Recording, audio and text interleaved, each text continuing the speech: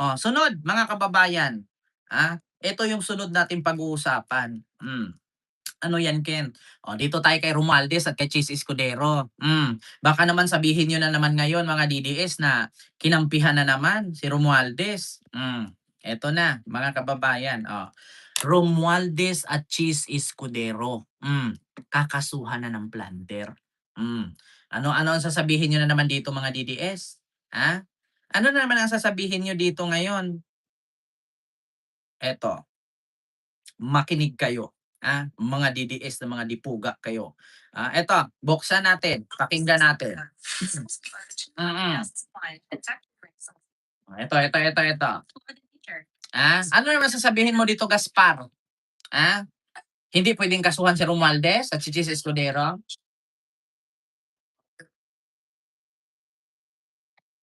Under against former Speaker Martin Romualdez and former President. Mm.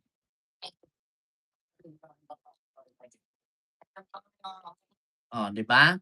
Flander. Nanay Minda Valdez, silo po. Ito tayo ha. Chis Escudero. Yan, Escudero at Romualdez. Ito na mga kababayan, plunder case. Hala ka, patay kayo din ha ngayon. Ito ha, pakinggan natin mga kababayan yung sinabi mismo, si Buying mismo nagsabi. Mga kababayan, si Plunder. Dana ng Ombudsman ang kasong plunder laban kina dating House Speaker Martin Romualdez at dating Senate President Chis Escudero. Kaugnay yan sa mga manumalyang flood control project kung saan inaakusahan silang tumanggap. Ayon kay Ombudsman Jesus Crispin Remulla, posibleng maisampa ang kaso ngayong Abril o sa Mayo. Marami rin daw madamay sa asunto ang ilang taga-ekutibo. At Patay! nakatulong sila. Mm. Oh, 'di ba? Para sa mga manual flood control projects sa kanilang state of election address, Mm.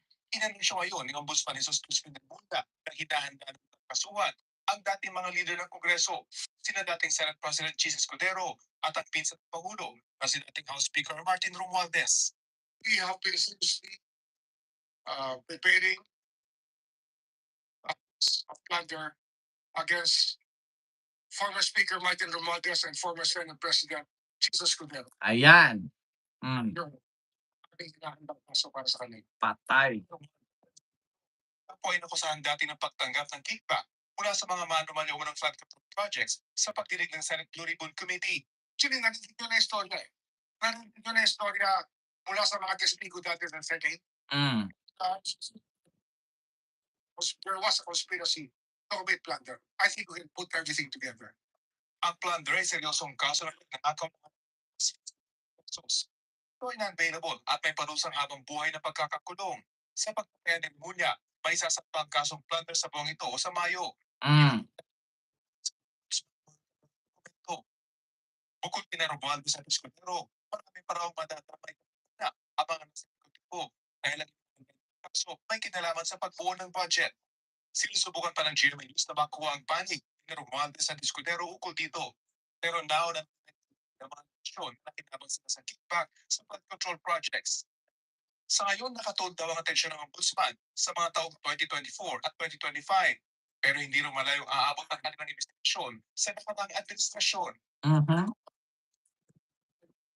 Speaker Velasco, dahil ng kanilang isinasag paganda sa pagsasampa ng mga kaso, nakatakaraw sa pina ng Ombudsman ang mababang kapulungan ng Kongreso para makuha ang statement of asset. Ayan na. Rinig nyo mga kababayan, kakasuhan na si Romualdez at si Escudero.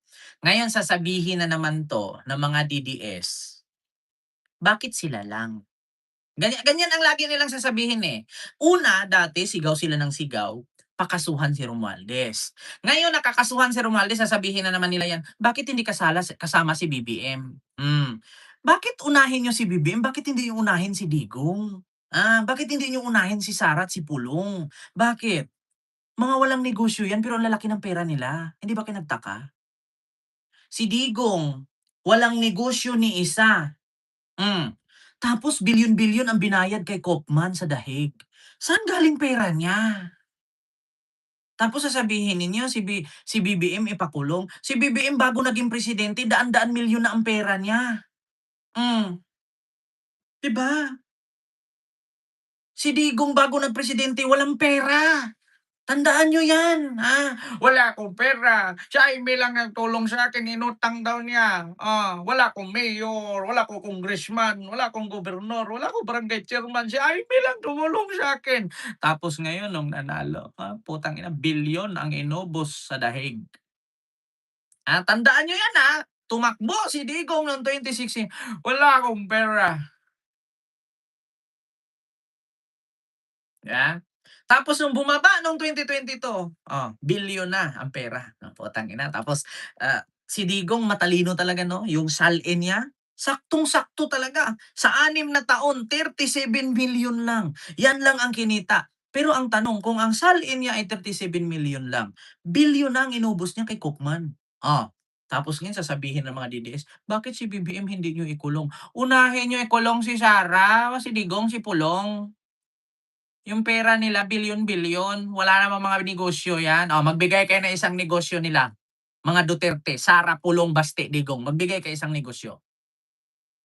Kung saan galing yung bilyon-bilyon nilang pera.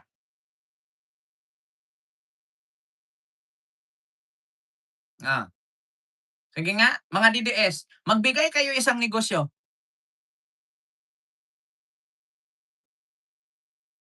'di ba? Gano'n 'yun. Hmm, 'Di ba hindi kayo makasagot? Pangalawa, sige nga magbigay kayo, sinong first lady ni Digong nung siya ang nagpresidente? 'Di ba wala siyang first lady, 'di ba? Immoral. 'Di ba? 'Yan ang mahirap. Itong mga DDS, bakit hindi pakulong si Marcos, mastermind sa pagnanakaw? May patunay kayo? Kami meron. Saan galing ni Digong ang bilyon-bilyon niyang pangbayad kay Koopman? Wala naman silang negosyo. Anong negosyo ni Digong, bigasan?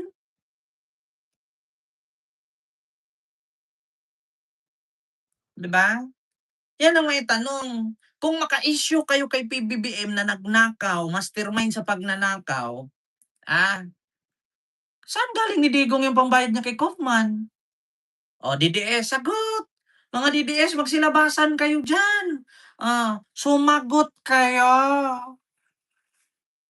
Mga putang ina niyo 'di kayo makasagot 'no? Hmm. Sasabihin niyo, "Wala namang gano'n si Digong, wala naman siyang pera." Ano ba sabi niya do'n sa Quadcom nung pinapirma siya ni Trillanes? "Parang minaliit niyo naman kami. Do you think I cannot accumulate even 5 billion?" Putang ina, 'di ba? Tapos sabi, "Wala akong pera, umasa lang ako sa retirement pay, mahal ang ticket." Tapos yung papipirmahin na ng waiver, "Do you think I cannot accumulate even 5 billion?" Tapos isasali pa yung asawa niya, negosyo ng asawa ko, yung unang asawa, yung pangalawa, mga mayayaman yan. Anong pakialam dun sa mga asawa mo, hiwalay na kayo, 'di ba? Idadamay mo pa yung una mong asawa, hiwalay naman na kayo, wala ka ng makukuha dun. 'Di ba? Idadamay mo pa yon, 'di ba? Una kong asawa mayaman 'yan, yung asawa ko pangalawa may negosyo 'yan. Anong pakialam mo dun sa una mong asawa kung mayaman, hiwalay na kayo. 'Di ba? 'Yan ang mahirap sa inyo mga DDS, 'di ba? Ano daw, hindi nga siya kagaya sa'yo na panay pakita sa katawan ng gold, hindi 'yan mayabang katulad mo. At least nagka-gold ako, hindi ako nagnakaw, bakit? Hindi man ako politician, 'di ba?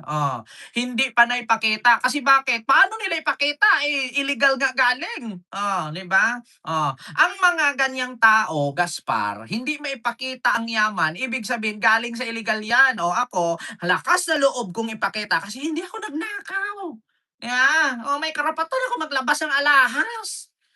Bakit? Hindi ko naman 'to ninakaw, eh.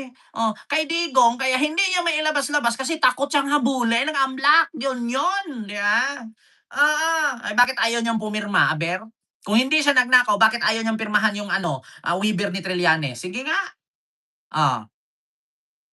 Sasabihin mo hindi nila ipakita kasi hindi sila mayabang katulad ko. Bakit nainggit ka may alahas ako, magtrabaho ka, 'di ba? Yan pala, kaya pala nandito ka sa live ko. Hindi ko daw katulad si Digong na mag-flex-flex ng alahas. Aba, inggit ka?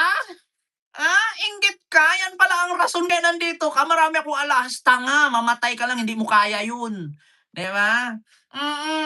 Mamatay ka na lang hindi mo kaya kadami ng alahas ko, tandaan mo yan. Kasi bakit? Bobo ka nga kasi DDS ka, 'di ba? Diyos ko. Wala ka ngang negosyo, bakit ka nagka-gold? Putang ina mo! Bakit ako nagka-gold, wala akong negosyo, lahat ng binili ko niyan may resibo. Kay Digong may pakita kang negosyo? Yan ang masakit sa inyo mga DDS, wala akong negosyo, pero meron akong gold. 'Di ba? Pero anong sabi ng DDS kanina? Walang karapatan magbukas ni numan ng bank accounts ang sinumang tao. So wala kayong karapatan alamin kung saan ko galing, wala daw akong negosyo. 'Pag sinampal kita ng tindahan ko, 'pag sinampal kita ng isang batalyong tuyo, makikita mo yung mukha mo, animal ka. 'Pag pinasubo ko sa'yo yung isang toneladang tuyo na binibenta ko araw-araw, baka magka-UTI ka di oras, 'di ba? Mm. Tsaka alam mo ba yung gold ko, kung kailan ko binili yan? Hindi pa ako nag-vlogger may ginto na ako, tang-ina mo. Tanungin mo yung mga DDS vlogger kung saan galing yung mga kondo nila, wala din naman silang negosyo, aber. Ba't hindi mo subukang tanungin si Banat Bay? Bakit din mo subukang tanungin si Tio Moreno saan galing yung mga Rolex niya, yung mga mamahalin niyang sapatos? Anong negosyo ni Tio Moreno? Saan galing yung pinangbili niyang kondo? Ah? Wala naman din negosyo si Tio Moreno, ba't hindi niyo masagot? Sige nga, anong negosyong may pakita ni Tio Moreno? Bakit siya nagkakondo, nakabili ng Rolex, nakabili ng sapatos, nakabili ng Hermes, Gucci, Prada, Louis Vuitton, saan galing? Oh, ako may tinda akong tuyo, may grocery ako. Oh, ikaw, may paupahan akong bahay, ikaw, 'di ba? Yan ang mahirap sa inyo. Yan ang masakit sa inyo, 'di ba? May karapatan ako mag-flex ng alahas ko kasi pinaghirapan ko 'yan. Akala ninyo nagba-vlog lang ako, nagba-vlog lang? Walang kita dito sa YouTube, tandaan niyo 'yan. Kung kikita ka man dito pinakamalaki na yung 300K, 100K, 'di ba? Oo, putragis na 'yan tapos ako kwe-questionin niyo. Diyos ko naman, hindi daw katulad si Digong sa akin nagfi-flex-flex ng kayamanan. Kaya nga hindi niya mai-flex-flex kasi takot siya habulin ng BIR, takot siya habulin ng AMLAC, 'di ba? 'Yun yung totoo, kasi nga nakaw. Hmm. 'Di ba? Alam niyo